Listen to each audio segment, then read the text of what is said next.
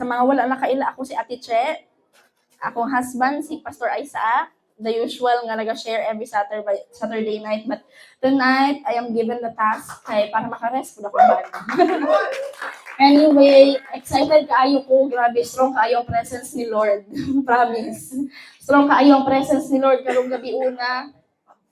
And I'm so excited na mamuhat gid siya karong gabi una. Naamang ka sa atubangan, naka sa tunga naglingkod, or naa ka sa likod, expect that the Lord is going to meet you tonight. Amen? Do you believe that tonight? Because you came here. So para asa man ka ni Anhing? Para to check attendance, to support your leader because nag-say yes ka? No. The Lord has prepared something for you tonight. Kahit na yung iba galing pa sa campus training. Pero kabalo jud ko na the Lord is here. We are all one spirit. Our pastors, no, gikan sa campus training, we have one spirit, no, and maugid na ang goal o gusto ni Lord para sa ato ang tanan karong gabi una. So, are you excited? Sige, di na ako magdugay-dugay. So, I'm gonna begin with a story. I don't know kuan kaayo kanang kuan kay ni sa ako akaron kay kung nakapansin sa inyo, nakoy bandage. Nakoy bandage kasi napasok ko parang last week lang, Thursday. After sa birthday sa ako ang anak. And kanang, ano yun siya, parang negligence ko din, pero na ako na-realize, nagaluto magug ko. Actually, hindi siya napaso na direct na dikit. Mist lang siya. Kanang smoke, singaw lang. Nagets nyo? Yung, hindi talaga yung fire or nadikit ko sa kaserola or what. Fire, ano lang siya, mist lang siya. And I really felt the heat. Diba? Ganun, no? Singaw lang yun, pero na-feel ko yung kainit good ba? So, kaya napasok ko. So, ayun, sagdi lang ni bandage kay pangit mo tanawon. So, gitabunan lang sa ako. And so, within that week until this week, yun, si ko huna-huna about this one. About the experience that I had. I don't know, because siguro, kabalo gid si Lord nga moabot ni nga panahona, and I am going to speak sa inyo, ha? So, nagkaroon kong revelation about this one. No? Are you excited? So, kanasi kung huna-huna about, we sang earlier, no? About the fire, no? About the fire of the Lord, kanang presence, power. So, I'm thinking about fire. No? Kinsa yung napaso na diri? Marami na, daga na ta, relate na ta. So, kung mangutana ko sa inyo, unsa ang characteristic sa fire? Hot. Ano pa? Ay, untouchable. Ano pa? Unsa pa ang characteristic sa fire? Para tag na klase, no? Sorry, teacher, magugo. So, ayan, hot. Marami. Actually, it produces light, no? It spreads quickly. Grabe, itong napasok ko, nag-spread yun siya dahil. Akala ko konti lang, pero ingani dahil siya kadako ang burn, no?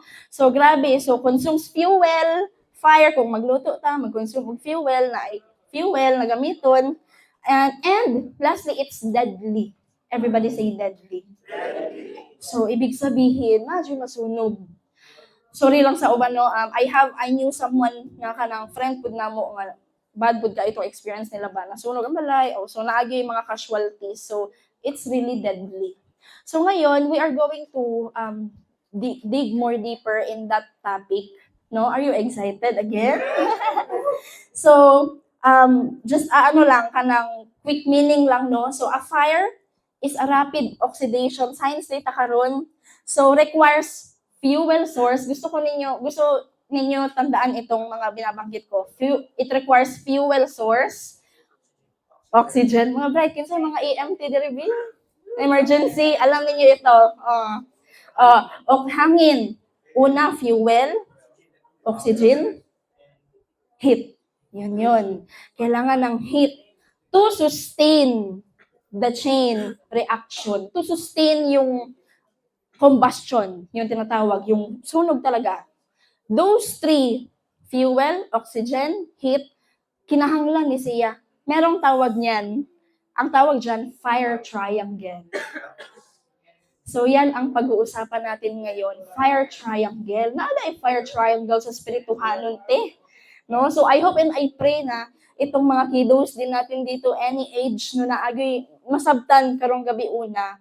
So, I'd like to, and then, karon last, another thing that I am going to ask you, is a fire silent? Mas marami nag-say no. And I agree with that. No. Because fires are noticeable. Makita.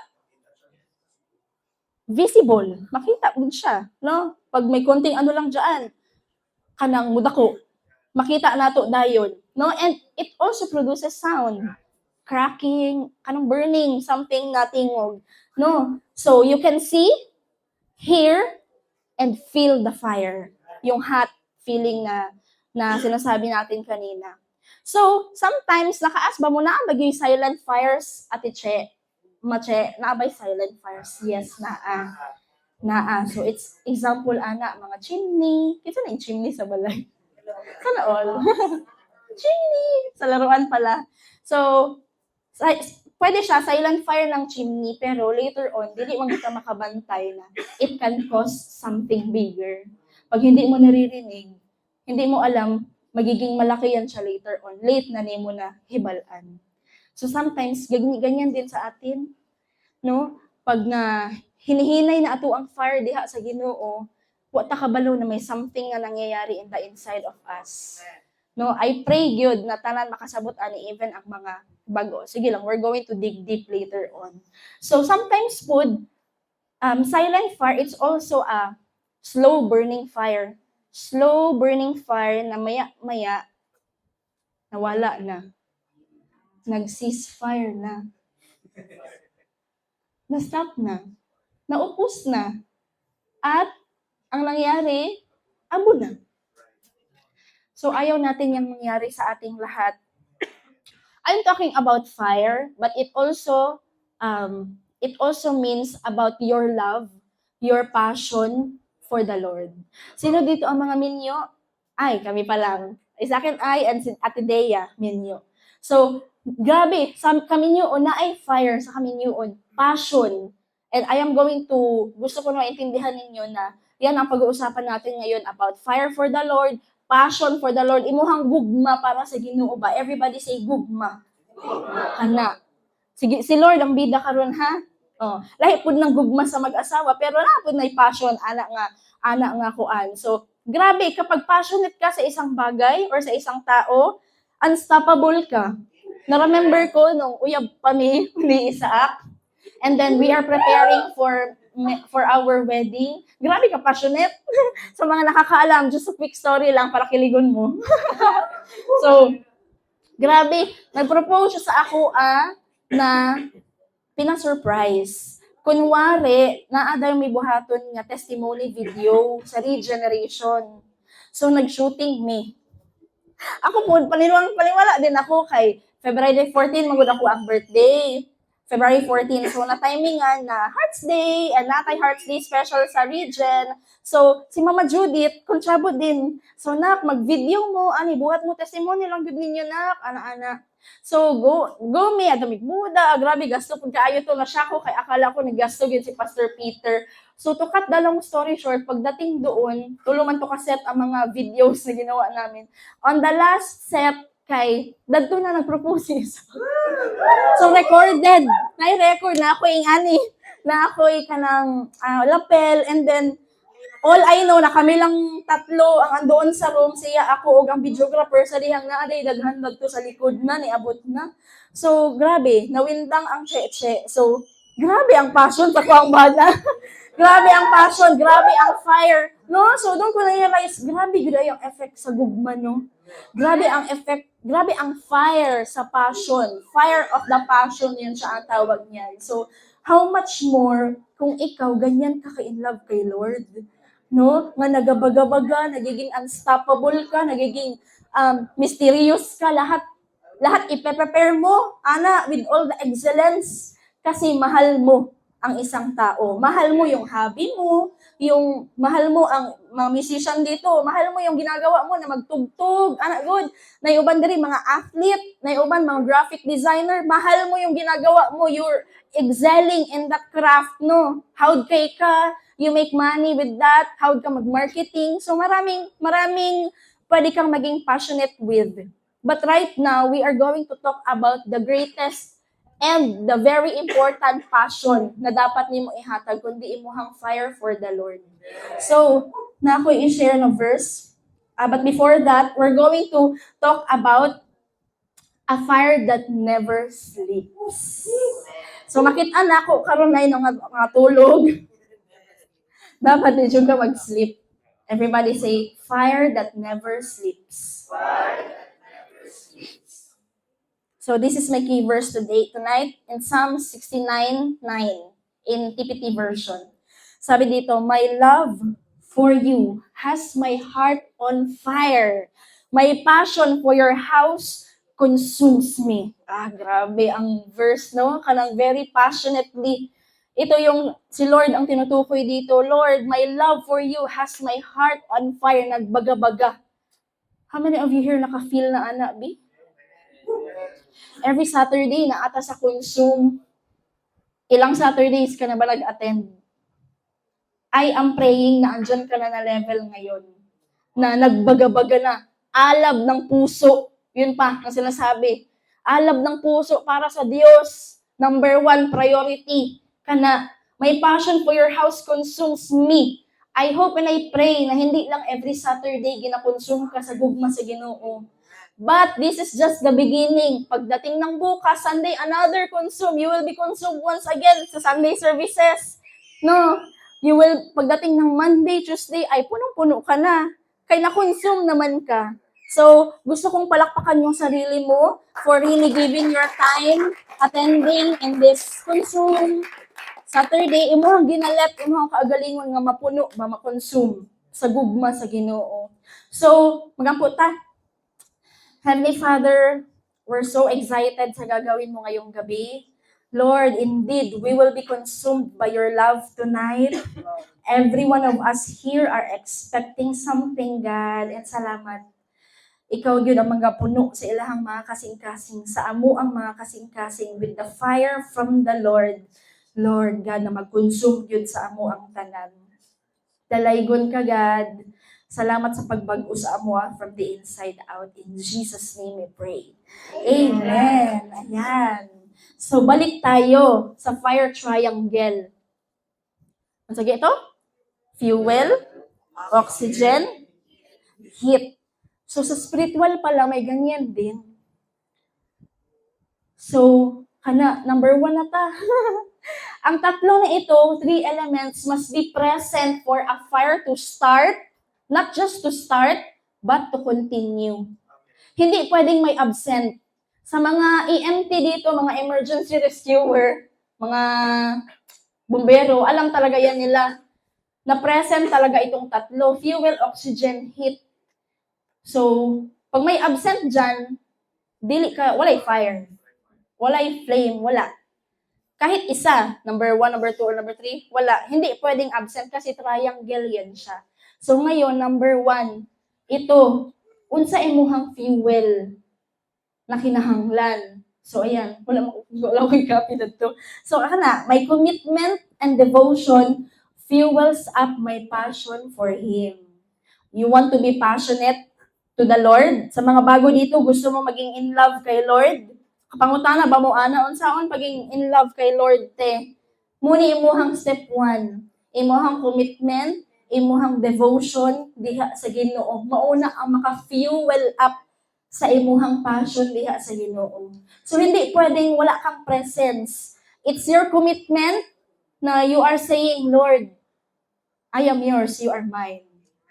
Ikaw ako ang top priority. Dapat ganyan ka ka-committed. Lord, imuhang presensya, di ko mugo kung wala imuhang presensya. Ana. Lord, dili ko musugod sa ako ang adlaw or any big event that I have kung wala ako nagaampo. Ana nga commitment. Devotion, that's your everyday connection with the Lord. No, namumanta ka sa buntag, hindi lang diretso cellphone or trabaho agad or laptop, ganun. Hindi. That's your devotion unto the Lord. Connected ka in spirit na Lord. Salamat ka mga adlaw. You're gonna protect me. Today, I am happy, I am healthy, I am wealthy, I am wise. Ana, nga devotion, walang absent dapat. Kasi again, kung absent yung fuel, dili maka-create og fire. So, dapat dito sa number 1, galingan mo. Sabi mo sa katabi mo, galingan mo. Dapat dili ka absent, ani. Na kay commitment ka sa Ginoo, imuhang devotion, undying devotion for Him each day. Because if you have your commitment diha sa iyaha, na kay devotion, definitely, iyahang presensya will be with you wherever you go. Mag-exam man ka, mag-board exam ka, mag-report ka, mag-demo ka, chicken. Kasi the presence of the Lord is upon you. No, fuel ka, natubilan ka, parang ganun ba, sa Bisaya pa. No? So, sorry, wala ni sa ako ang slide. Sabi sa Lamentations 3:22, the faithful love of the Lord never ends. His mercies never cease. This verse, no, nag-describe ni sa constant and enduring na love ni, sa Ginoo sa imuha. And when you understand the love of the Lord sa imuha, you already understand na giredeem na ka sa Ginoo. Sabi pa gani sa mga gina-change 12 dere sa lesson 2. Sabi doon, true repentance will result to a changed life. Kung nahigugma gyud ka sa Ginoo, tinuod nga nag-aalab ng puso ang puso mo sa Kanya, iiwan mo na yung old life mo. Hindi mo na babalikan. Past na. Giredeem na ka sa Ginoo sa imong past life. So right now, mga anak, nagapaminaw ta ani nga word na ata sa consume karon para not just to receive another word, but we are here to be continually transformed by the love of God. So dili mi gusto kita, we are family. Moingon gid ko sa akong kasing-kasing ha. We are a family here, and our goal for every one of us here is to be in love more diha sa Ginoo. Na nakasabot gid ta sa gugma sa Ginoo na, Lord, you love me so much, ug dili na nako ma-afford nga I will still do the things that I do in the past. No? Yes, we are imperfect, but we have a gracious God. Sabi sa Romans 8:1, there is no condemnation.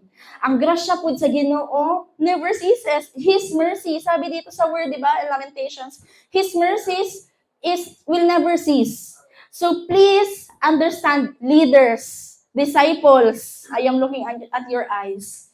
Love kaayo ka sa Ginoo. Dapat dili na nato ma-afford na magpadayon nga buhaton ato ang kinabuhi sa una. No? So sabi din dito in next verse tayo, Deuteronomy 4:24. For the Lord your God is a consuming fire. Excuse me. a jealous God.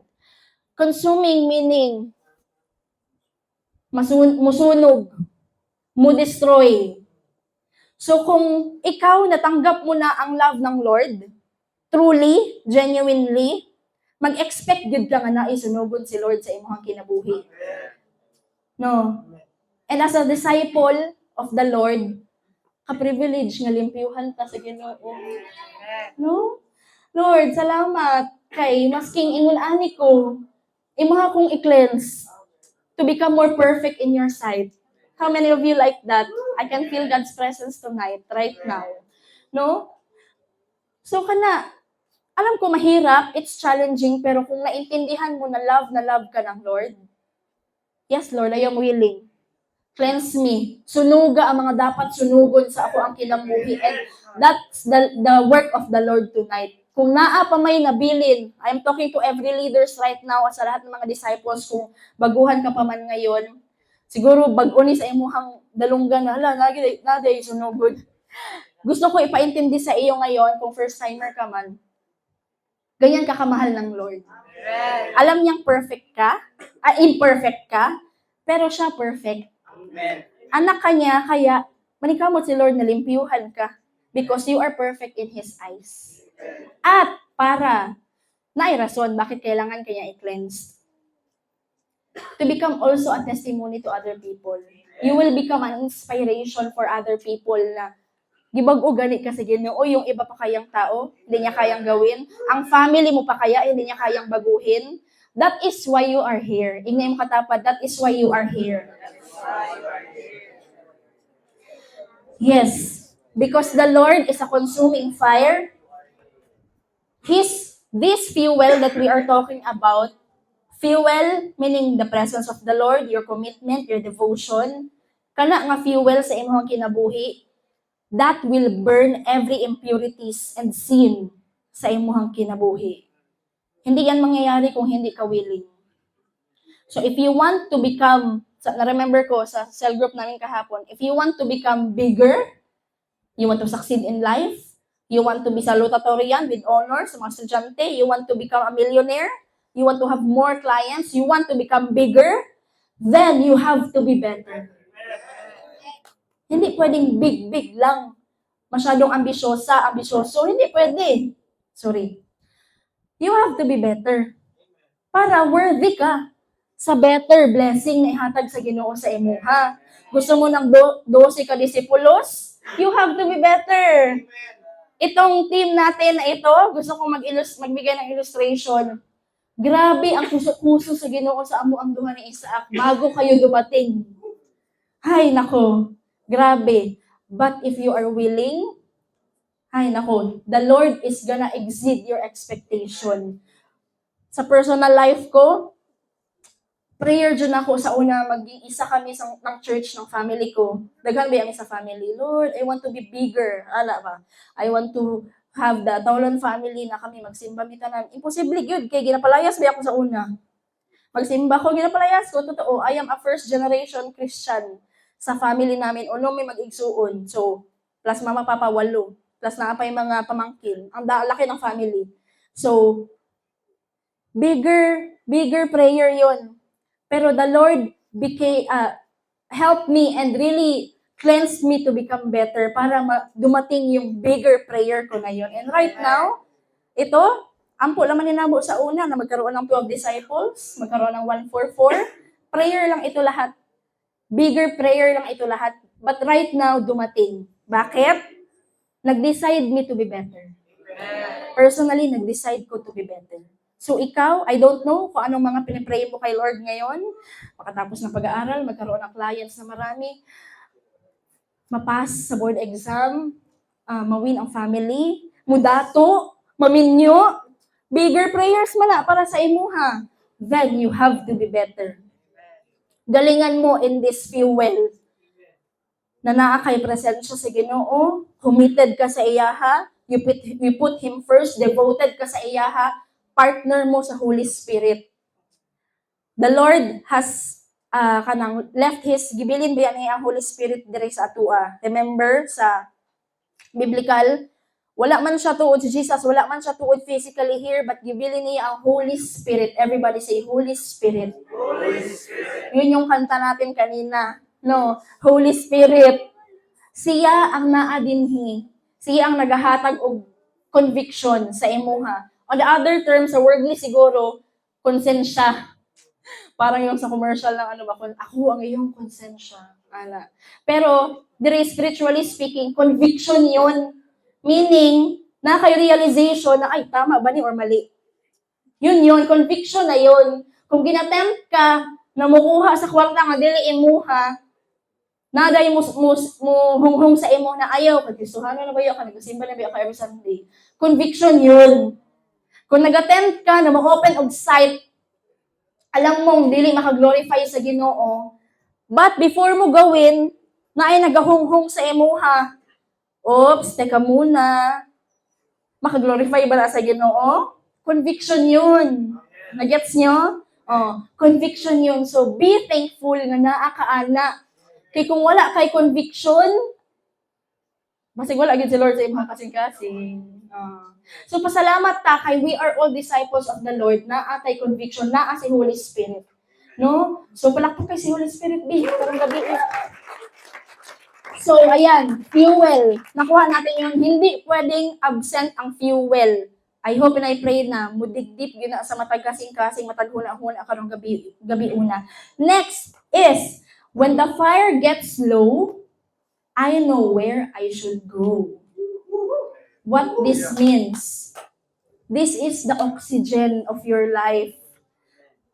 For you to be able to sustain the fire inside of you, imong fire diha sa Ginoo, dapat naa kay oxygen. Muni ang imuhang mga fireplaces. Everybody say fireplaces. Fireplaces. Sabi sa Acts 2, 1 to 4 yan siya. Basahin natin. This is the time tong Pentecost. When the day of Pentecost came, they were all together in one place. Everybody say, all together in one place. All together in one place. Just like on Zoom. We are all together right now in one place. No? So, suddenly, a sound like the blowing of a violent wind came. May effect. From heaven and filled the whole house where they were sitting. They saw that what seemed to be tongues of fire that separated and came to rest in each one of them. All of them were filled with the Holy Spirit and began to speak in other tongues as the Spirit enabled them. Tignan niyo ang power ng gathering as one. Just like what happened sa Pentecost time kana. Nagtapok sila and the Holy Spirit was with them. At kaya naman, every time nga nagagather ta every Saturday diri, wala gyud nag-feel si Lord, naaman siya kanunay, ang Holy Spirit. I don't know if you felt that. But ngayong gabi, sa mga hindi pa man nakaka-receive ng Holy Spirit ngayon, mo na ako ang gina-pray nga madawatan gyud nimo si Holy Spirit karon. The Lord is gonna baptize you with the Holy Spirit if you are just willing. No? Sa una bitaw tong first time pa ko curious kay ko. So itong nagasimba ko, regeneration naman to. Hala, nagataas lagi sila kamot, no? Hala, nagaspeak lagi sila og other tongues. Muro sila nagahurim-hurim. No? So, na-curious ko, dyan pala mag-uumpisa, curiosity. Kung na-curious ka, right now, kung wala pa ka-ana nakadawat, expect that the Lord is gonna give you that gift tonight. Power man na. That's a prayer in the Spirit. It's a perfect prayer. Hindi mo alam kung anong ipapray mo. Pray in the Spirit. Wala ka kabalo that you are already praying the perfect prayer. No? So, ayun. So, fuel kanina, ngayon, this is the oxygen. So, every time we gather together as one, mauna ang makapa-encourage ato ang tanan. Hindi pwedeng absent yan. If you want to be on fire with the Lord, fuel, presence of God, present na. Next is dapat hindi mawala na mag-gather together tag-ingon ani. Because makita pa lang nimo ang kapwa mo disciple, ma-encourage na ka. That's an encouragement for you already. Ma-encourage ba mo pag makita ninyo yung brothers and sisters? No, lahi. I don't know about you, but ever since nanawin ko sa Ginoo, for 15 years already, hindi ko ma-remember na absent ko sa Sunday service or sa cell group. Kung ma-absent man ko, maningkamot, sigog apas. Because I know na isa na sa makapa-ignite sa ako ang fire. So, Isaac and I, mauna mo ang prayer na every one of us, dili gyud that we will have that understanding ba na i-treasure gyud ang gatherings. Kaysa totoo lang, nag-invest ba gyud ta ani? Gihatagan tagha, praise God sa pag-sustain ani, dili lalimpod, no? Na magkaroon ng ganito, but the Lord has provided and i-sustain gyud ta sa Ginoo. So grab every opportunity na mag-gather tag mga yun ani. Simba every Sunday, dapat na negotiable na yan. Trainings, mga campus trainings, just like that. Grab that opportunity. Mangita kag pang registration because you know, that's the oxygen na hindi pwedeng mawala sa fire triangle mo. Para mas mag-increase imuhang fire diha sa Ginoo, dapat may hangin. Yun ang presensya sa imuhang mga kauban sa cell group. So palakpaki imuhang self for giving your time mo anahi karon sa mga gatherings and sa ato ang church services. So kana. So we mentioned earlier, the fire is visible, right? Visible, noticeable. So as your fire for the Lord. So malalaman mo ikaw nga nagapadayon ka nga on fire ka diha sa Ginoo because you are showing up. Unsaon dito may i-share din ako yung isang verse pa. Mamaya pa pala. So, number 3, sorry. Ayan. So, fire is visible, and then, you came, no, ikaw, you are a fire, you're just like a firewood. An example, firewood. Just like sa ako ang slides. Kumukuha akong isa ka firewood dere. Nagabaga-baga pa siya, wala na. Nagabaga. Sorry. Nagbaga. Tama ba? Sorry, overwhelmed. Nagbaga pa siya. Sa tingin niyo, ilang araw? Minutes lang, no? Gihawa ang isa, yes, nagbaga pa man. Pero definitely and surely, mapalong good siya. Sama po na sa imuha, firewood, disciple. Kung mo separate ka sa group, nag-inusara ka, isolate ka kunuhay because you are finding yourself napalong na hinuon imong kalayo. That is why, personally, and even as your pastors, we don't encourage you to isolate. Kaya dili gyud na makatabang nimo. That is why we are doing this consume every Saturday. Ginapush na mo, magsalgop kayo, itapok niyo mga disciples ninyo. Kasi naagay tendency nga mapalong imuhang kalayo. So, it's either the two of, nagkalayo ka, or nagkalayo na ka.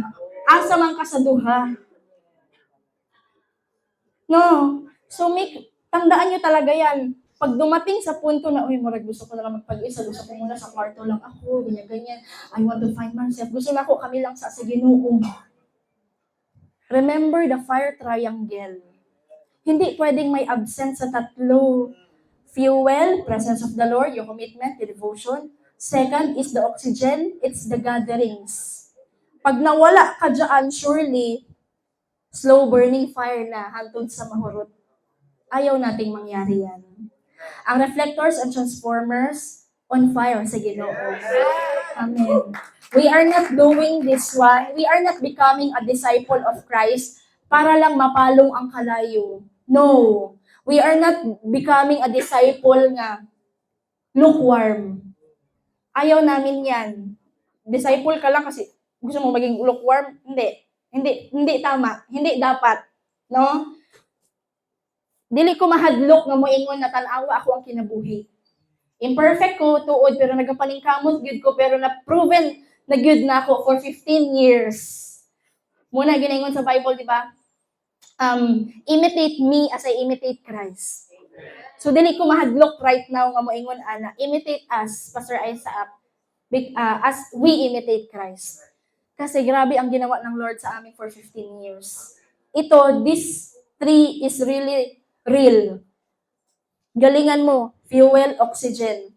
Di ka maging absent sa mga gatherings na gito. Surely, dili good ka mapalong. Lastly,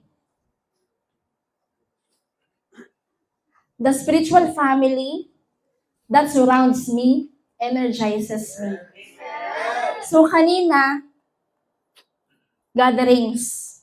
No. Ngayon, spiritual family, that includes your connection to your delegated authority. Yung relationship mo sa leader mo. Syagit na ang pangalan sa imong leader, B? 1, 2,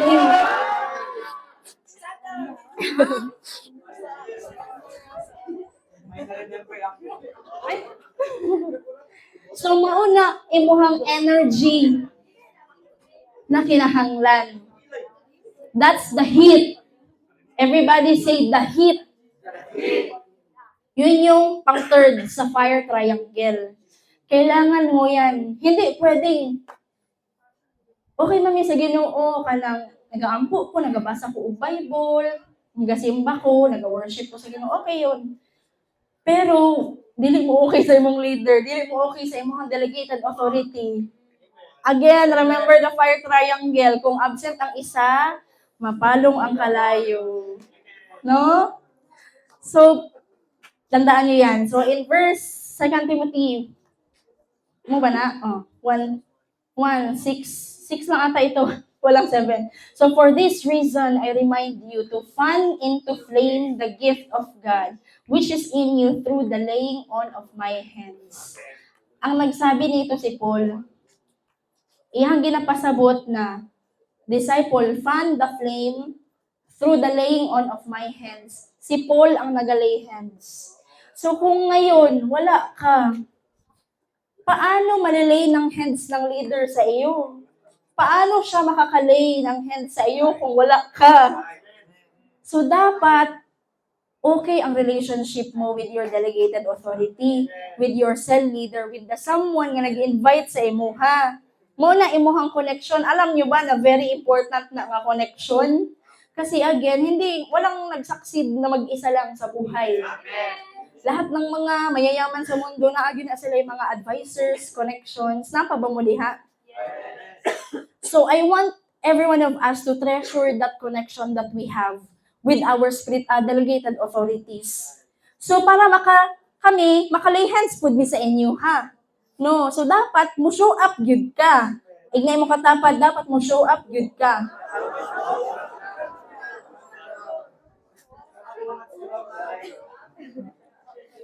So kana, dapat mo show up kay we are doing life together. So the people that surrounds you, your spiritual fam, isa na sa importante kaayo nga dili mawala sa fire triangle. So are we learning something tonight? So sige, let's go into conclusion. Ay, hello. Ay, nalobat siya. Pa isa. So, kini, conclusion ta. Bakit nawawala? Hello, mic test.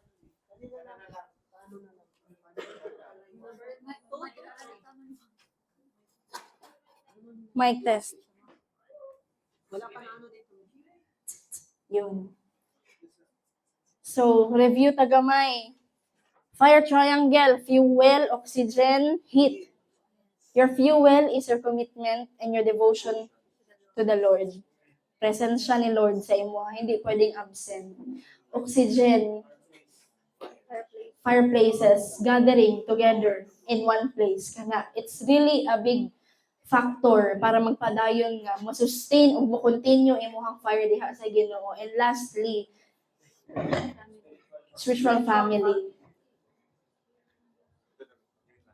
Your connection, relationship with your delegated authority. So, let's go in conclusion. So, a fire, this is connected sa emergency, no? A fire can be extinguished by removing any one of the fire triangle. Extinguished means stopped, mahunong. Removing the fuel, the presence of God starves the fire. Removing heat, your spiritual family, cools the fire.